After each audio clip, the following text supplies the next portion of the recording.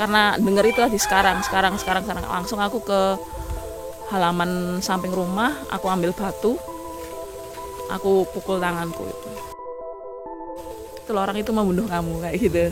Akhirnya aku takut, aku pindah lagi gitu terus sampai akhirnya aku berhenti di makam karena ya udahlah mati di sini aja gitu loh. Kan di spion kan kelihatan Mbak Dinar di belakang, cuman di spion aku lihat kepalanya nggak ada.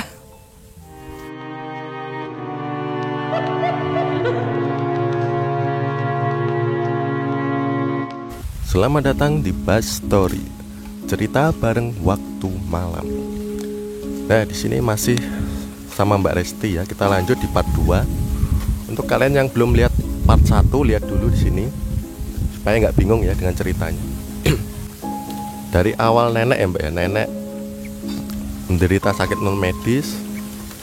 Terus Mbak Resti yang lahir menjelang maghrib, yang katanya bisa sakit-sakitan, bisa diganggu gitu. Dan ternyata kejadian ya Mbak ya. Sampai terakhir SD kelas berapa itu Mbak? SD kelas 3. Terus umur 30 divonis skizo. Nah, sebelum ke dokter kan kita nggak tahu kalau itu skizo kan ya. Itu masih ingat nggak Mbak, awal-awal itu yang dirasain, yang dialami itu kayak apa sih? Awal-awal itu pikiran itu kacaunya itu kayak ada gini, jelasinnya juga susah sih, kayak pikiran sih bukan bisikan. Jadi kayak kalau self talk Pak, kalau self talk kita biasa ya, kayak misalnya mikir apa itu kan kita self talk ya. Ini kayak self talk tapi aku mikirnya itu bukan pemikiranku gitu loh. Kerasa banget kayak kita kan kenal diri kita sendiri ya. Jadi kayak itu bukan aku, bukan cara pikirku seperti itu gitu loh. Kenal itu. Jadi ketika pemikiran itu datang, ya ngerasanya bingung gitu. Bingung, takut karena berupa ancaman pemikirannya berupa ancaman, kayak kamu nanti kalau nggak gini, kamu gini, aku belum berani bilang di sini karena masih takut kalau kejadian gitu loh. Itu awal-awal udah ada bisikan gitu? Belum, masih pemikiran. Masih pemikiran. Itu aku sampai keringetan gitu, sampai saking takutnya awal-awal itu sampai naik sepeda motor itu udah sampai keringetan gitu saking apa ya, saking takutnya kayak ya kalau di waktu itu dibilang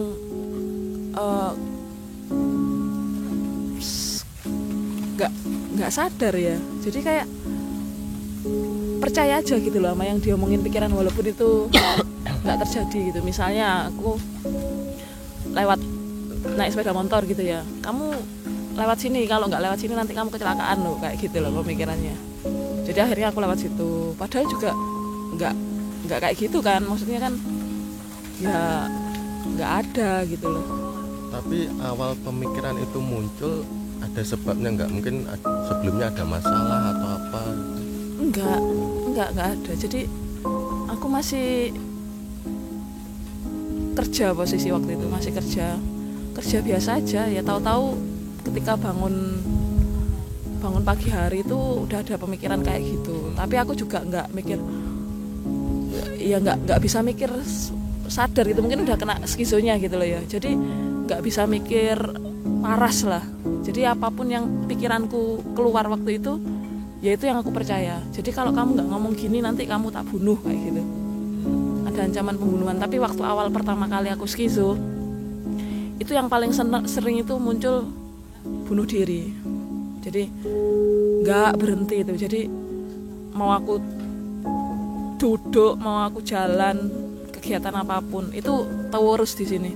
Jadi nggak berhenti gitu loh, pikiran itu selalu muncul bunuh diri gitu terus, nggak berhenti sampai aku capek gitu, sampai cuman yang bisa buat aku istirahat itu tidur. Tapi tidur pun juga takut karena kalau aku tidur aku dibunuh, pikirannya munculnya kayak gitu. Jadi aku itu sampai sampai sekuatnya gitu. Jadi berusaha untuk tidak tidur karena pikiranku muncul kalau kamu tidur kamu dibunuh, kayak gitu pikiranku munculnya. Akhirnya ya itu aku nggak tidur itu. Jadi waktu ada pikiran kayak gitu tuh maksudnya nggak bisa bedain ya, itu kayak hanya halusinasi atau apa atau nggak bisa bedain? Nggak bisa bedain, ya percaya aja sama apa yang muncul di otak gitu, nggak bisa bedain, nggak kayak sebelumnya. Jadi kayak memang banyak teman-teman yang bilang kok kamu percaya gitu, ya nggak tahu, aku percaya aja gitu. Nah, waktu awal-awal skizo itu kalau nggak salah kan pernah cerita katanya pernah mimpi gitu ya. Awal-awal mimpi terus akhirnya terus skizo itu berlanjut terus gitu. Mimpi apa itu, Mbak? Mimpinya serem sih, mimpi ya namanya mimpi kan agak absurd ya. Jadi ada muncul gambaran orang tapi menyeramkan gitu, dan itu jumlahnya banyak. Terus ada pembantaian juga, pembantaian massal gitu, terus aku sembunyi gitu. Terus sampai akhirnya kepikiran terus kan mimpinya kok nggak pernah mimpi seburuk itu sih sejauh yang aku ingat ya. Terus pas malam harinya itu aku tidur di teras. Memang panas kan, di dalam rumah panas gitu, niatnya cuman ngadem lah, tidur di luar gitu kan. Terus ngimpi itu ada anak kecil 2 atau 3 gitu, itu minta tolong aku keluarin dari sini gitu, di kayak ada bangunan rumah terbengkalai gitu.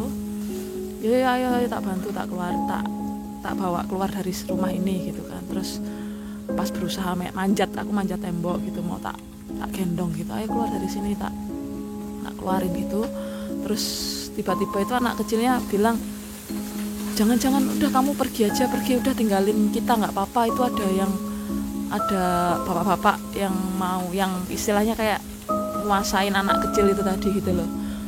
Anak kecil itu tadi di mimpi tuh aku lihatnya mereka ketakutan banget gitu. Terus aku juga ikut takut gitu, ini orang ini semenyeramkan apa gitu kan.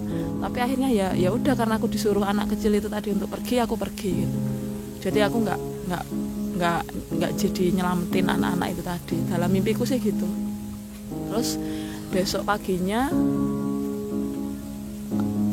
aku sudah kondisi tidak sadar, udah pemikiran udah kacau. Terus selang 1 hari yang itu Pak D kena stroke, masuk rumah sakit. Itu aku sudah kacau itu sebenarnya, cuman belum terdeteksi dan mungkin belum parah ya. Jadi ya masih bisa kayak, cuman aku nahan. Jadi kayak aku ngerasa itu di mana-mana itu ada CCTV gitu loh, CCTV yang memperhatiin aku gitu, kayak segala tingkahku itu dilihat sama CCTV gitu. Dan tapi tujuannya nggak baik gitu loh. Jadi aku takut dan bingung, aku harus gimana.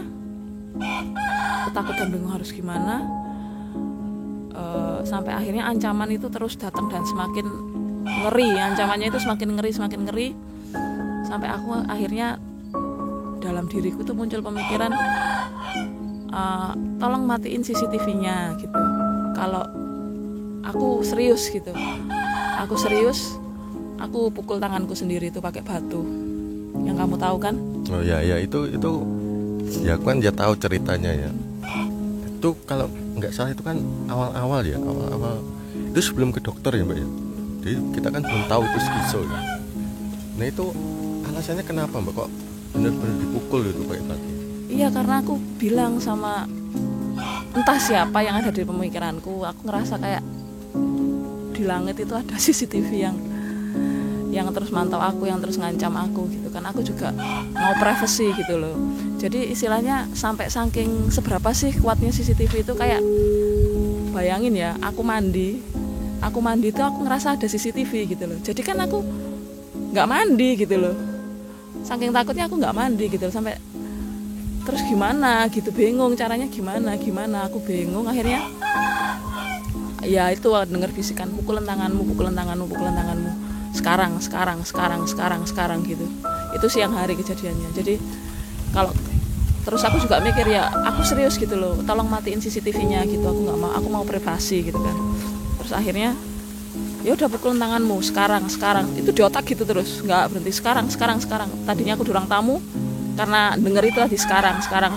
Langsung aku ke halaman samping rumah, aku ambil batu, aku pukul tanganku itu sampai ya lumayan.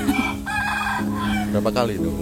2 kali. Jadi pas pertama awal kena skizo yang sudah terdeteksi, yang kedua kali aku lupa apa sudah terdeteksi belum ya.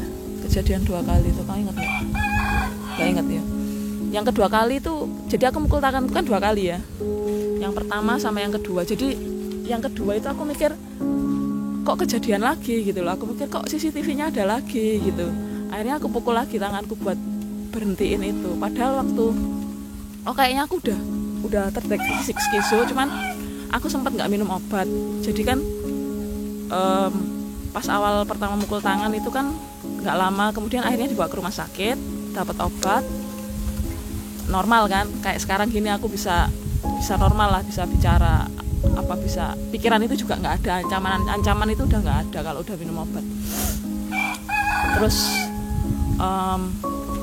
pas nggak minum obat aku kambuh lagi, aku kepikiran CCTV lagi, akhirnya aku pukul lagi tanganku itu, aku nggak minum obat. Terus setelah minum obat itu berhenti. Jadi aku mikirnya ternyata kalau tanganku aku pukul CCTV-nya berhenti ya gitu. Padahal mungkin karena bantuan obat itu tadi, jadi aku bisa melogika gitu loh. Nah, waktu ke dokternya bilang apa? Analisis dari dokter gimana? Ya dokternya cuman bilang, ini waktu aku tanya aku skizofrenia apa gitu kan, kamu paranoid skizofrenia ya. Dokternya cuman bilang rutin dulu minum obatnya, jangan sampai nggak minum obat. Pertama kali ke dokter itu tahun berapa Mbak? Gak inget aku ya, mungkin sekitar 2019 kayaknya. 2019 sampai sekarang ya. Dan itu dari 2019 lalu minum obat ya? Ya pernah bolong, cuman kan mayoritas minum obat terus. Dan itu belum bisa nyembuhin. Masih ada, pokoknya kalau nggak minum obat, berhenti minum obat, itu muncul lagi halusinasi. Bisa kambuh lagi. Nah ini yang jadi pikiran ya, maksudnya aku jadi inget ini sama Ustadz Danu. Beliau kan pernah bilang skizo ini bukan hanya medis, tapi ada sisi non medisnya. Dan waktu itu Ustadz Danu itu pernah bilang obat yang dari dokter itu gak bisa nyembuhin. Jadi dia kayak obat penenang. Nah kita kan sebagai orang awam kan juga bingung ya Mbak, maksudnya kita concernnya kemana, yang medis atau non medis gitu. Karena selama ini kita jalanin medis, hasilnya belum maksimal gitu ya Mbak.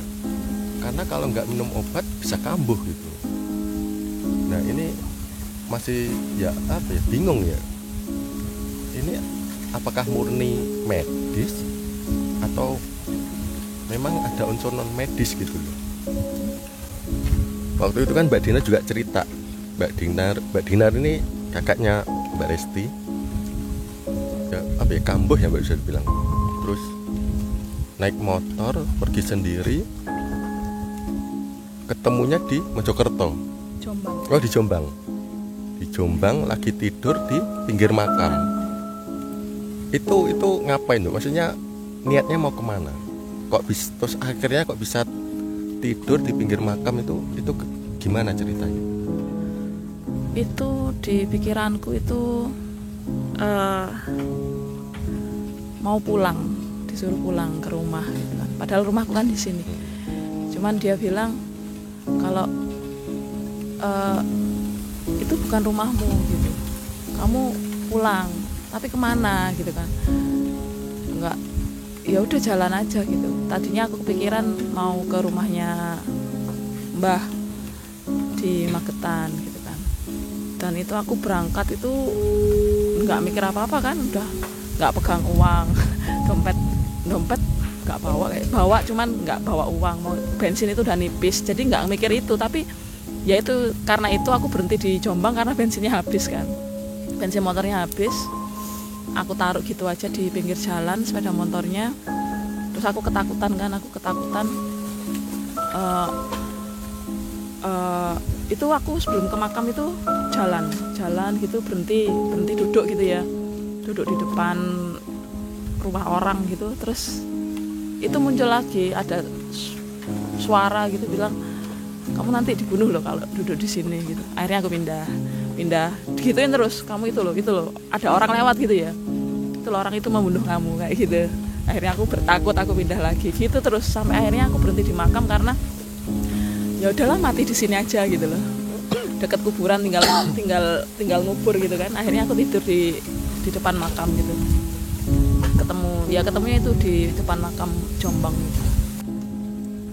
Nah waktu itu kok Mbak Dinar bisa tahu Mbak lokasinya, kok bisa jemput itu gimana itu? Aku agak nggak inget ya itu waktu itu gimana ceritanya, cuman seingatku sih aku ngirim lokasiku lewat GPS ke Mbak Dinar. Cuman prosesnya aku sampai bisa ngirim itu, waktu itu aku mikir apa aku nggak ingat. Pas sudah dijemput kan, dibonceng naik sepeda motor bertiga malam itu, udah aku di tengah, jadi kakak iparku, aku, Mbak Dinar gitu kan, naik sepeda motor. Nah udah pas sudah naik sepeda motor itu masih kacau pikiran itu, jadi ada terus bisikan gitu kayak, coba lihat itu apa di depan, apa ada angka di sepeda motor itu, apa namanya, speedometernya, lihat speedometernya gitu, disuruh lihat. Aku lihat speedometernya, jadi di otak itu ada perintah, lihat speedometernya, lihat spion kiri, lihat spion kanan, lihat. Nah pas aku lihat gitu di perjalanan itu kan, di spion kan kelihatan Mbak Dinar di belakang, cuman di spion aku lihat kepalanya nggak ada. Jadi ya takut. Itu maksudnya waktu lihat spion itu cuman pikiran atau benar-benar di spion itu nggak ada kepalanya? Nggak ada, aku lihatnya nggak ada di spion, nggak ada kepalanya, bukan pemikiran. Jadi aku lihat di spion, nggak ada kepalanya. Terus aku noleh gini, loh ada gitu, ada. Terus aku lihat spion lagi, nggak ada. Lihat spion lagi, kayak ada perintah gitu loh di otak, suruh lihat spion kiri, lihat spion kanan gitu. Udah aku lihat di spion nggak ada kepalanya. Terus aku noleh belakang, oh ada gitu. Jadi ya bingung yang besar banget bingungnya, sama takut, besar banget takutnya. Jadi ya itu udah kacau lah. Nah selain bisikan, dengar kan banyak yang dilihat ya Mbak, itu penampakan atau halusinasi nggak tahu ya Mbak. Tapi waktu itu apa sih yang dilihat? Banyak yang dilihat. Beberapa ada, kayak yang tadi salah satunya ya. Terus yang aku di rumahmu itu kan aku udah nggak makan hampir seminggu ya. Hampir seminggu itu nggak makan itu kuat, nggak makan, nggak minum, paling minum air putih tok. Soalnya kalau aku makan ya ada ancaman. Jadi aku makan itu diancam, itu bukan makanan kayak gitu, itu ini gitu loh. Itu bukan minuman, itu kalau kamu minum ini ntar inimu diapain gitu, kayak gitulah. Pokoknya aku nggak berani bilang ya.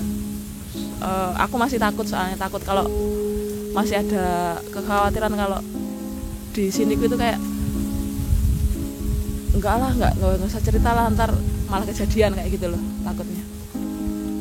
Jadi ya ada ancaman kayak gitu. Terus kalau yang aku lihat yang kemarin itu di pintu rumahmu itu ada sosok hitam tapi bertanduk gitu, terus tangannya itu panjang gitu loh, kukunya gitu, itu ngadep ke aku gitu. Pas kamu lewat dia ada di belakangmu gitu kan. Terus ya itu aku takut, cuman aku nggak bisa cerita kan kalau aku pas gitu kan, diem aja aku. Kalau udah kambuh diem aja, soalnya ya juga diancam juga kalau pas gini bisa cerita, kalau pas kambuh kan aku diem kan, nggak bisa cerita karena diancam, kamu kalau cerita tak bunuh loh. Ada ancaman gitu. Itu waktu itu bayangan atau wujudnya benar-benar kelihatan? Bayangan hitam gitu, tapi jelas banget, bentuknya itu jelas banget. Kalau yang pertama itu kan bunuh diri ya, kalau yang pas kambuh pertama. Yang kemarin itu juga karena aku berhenti minum obat